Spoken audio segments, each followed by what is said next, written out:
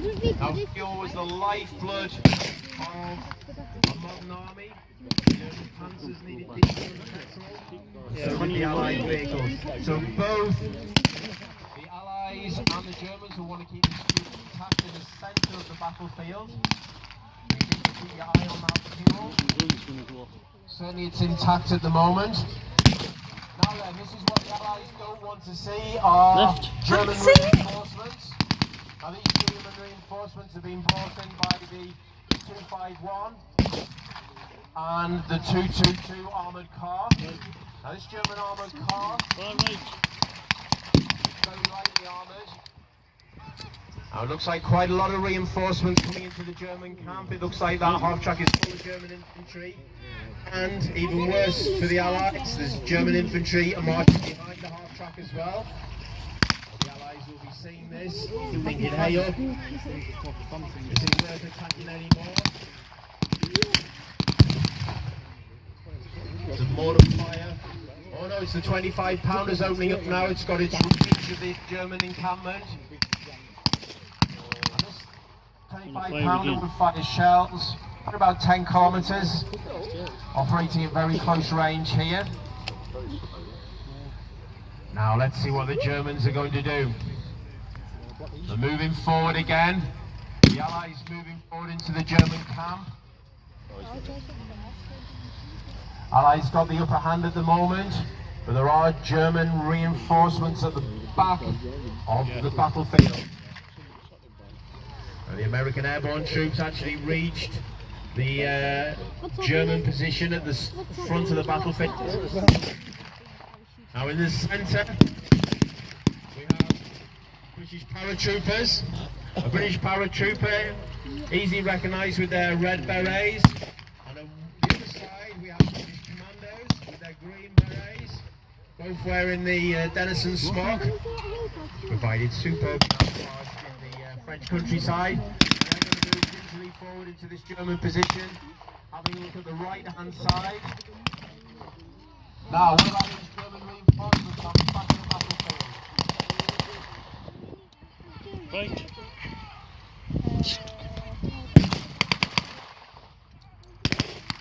Now the infantry moving backwards. They don't like to look at the German reinforcements. The British commandos on the right hand side and the paratroopers in the middle, making progress using the artillery pieces covering fire. Now the American soldiers being pushed back as well. Now the American there shouting with the radio they need fire support into this German position. Now the armoured car moving forward. Now these armoured cars very lightly armoured. And one of the main problems with them is the big hole in the top there. They were very vulnerable to hand grenades or Molotov cocktails being chucked through. So there is a metal cage on the top of that, which will be deployed in those areas to stop that. The Germans not too worried about this at the moment. On the right hand side of the battlefield, the paratroopers and the commandos keeping their heads down. Keeping the Germans' heads down. The Germans making progress on the other side.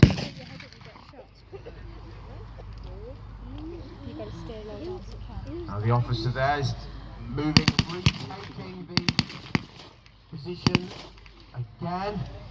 So the Germans starting to retake the position that was closed by the Allies earlier on. So this German position being retaken again, I think for the second time. Very tough battle indeed, and even the paratroopers here are moving back to the 25-pounder.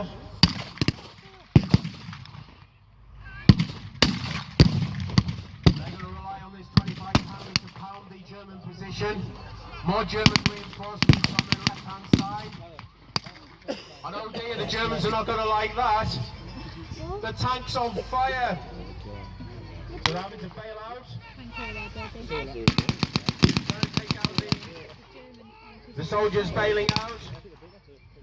Let's see how the soldier has to bail out at the bottom of the 222 there. There's a little emergency hatch that they can bail out. Americans tried to take out the drivers but failed. And there's a German officer moving to the front into the battle, the captain or Hartman. Now then, what we're going to try and do here is reenact a really late war. So we've seen the eastern front, we've seen the western front. Now the Germans are going to be on the back foot because we're going to have western front and eastern front on one battlefield. Western front on this side, the eastern front on the other. It looks like the Soviets are going to re-attack the Germans from the back. So we'll see how the western front battle gets on here at the front. The Americans with their M1 carbines and 30 calibers and Thompsons holding the German position here. T-34 moving back of the battlefield. And all the time we've got the fuel in the centre of the battlefield. That's still remaining intact. Both armies will want to capture it. Oh, now the Germans have seen the threat. So on the back of the battlefield, we're recreating the eastern front again. The iconic T-34 silhouetted against the skyline. On this side, we've got France and the Bocage. And now we'll see how the Germans get on. They don't like it. Attacked on one side by the Soviets, attacked on the other side by the Allies. Let's see what happens.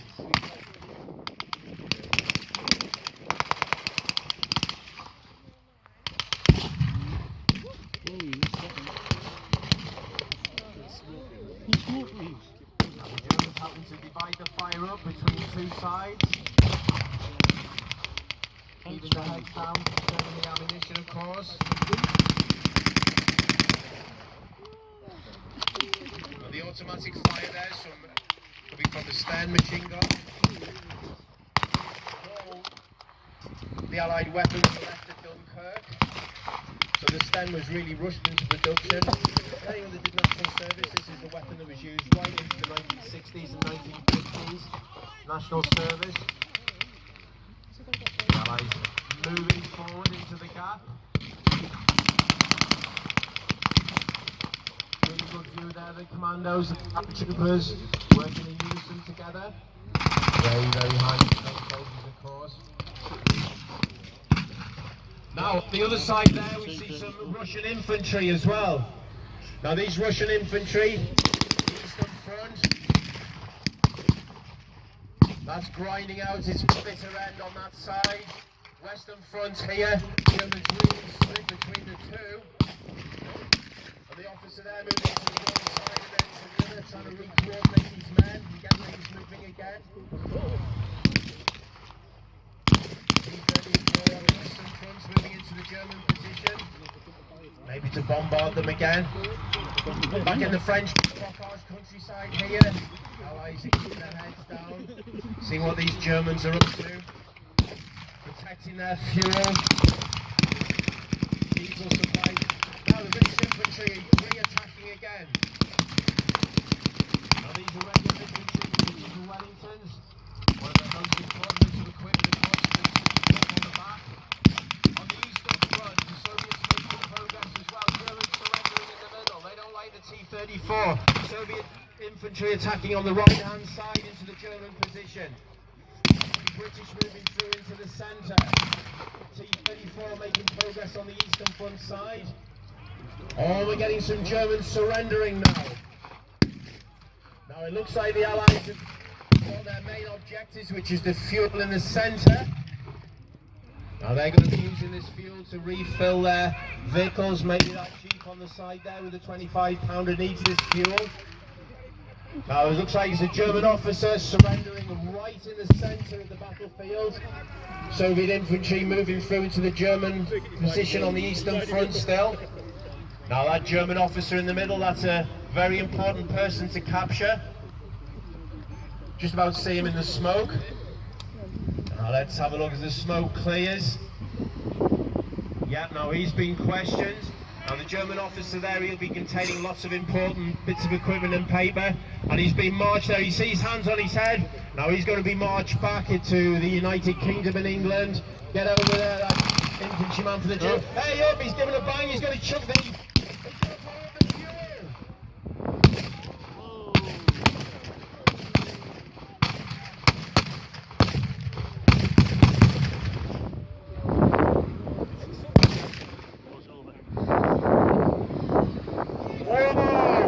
The Allies and the Soviets have won the battle, but they've lost the fuel. Ladies and gentlemen, it is a victory.